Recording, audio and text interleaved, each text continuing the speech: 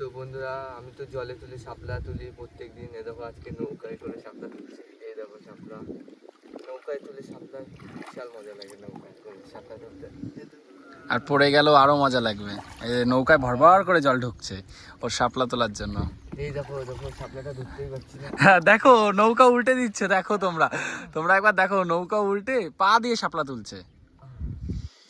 এই দেখো শাপলা, দেখো শাপলা, এই দেখো লাল। এই শাপলাগুলো সব থেকে ভালো খেতে। এই যে পদ্মের মতন, তাই না? দেখো শাপলা তুলে যাচ্ছি আমি, এই এই জলও ঢুকে যাচ্ছে। আর দেখো জল কিভাবেও ঢুকছে, চারিদিকে শাপলা হয়েছে, তাই না?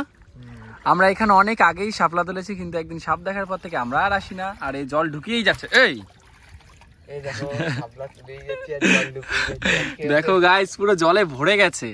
আর 5 সেকেন্ড আছে, তাড়াতাড়ি কিছু বলো। রনি কিছু বলতে চাও? তাড়াতাড়ি লাইক কমেন্ট শেয়ার করে দাও।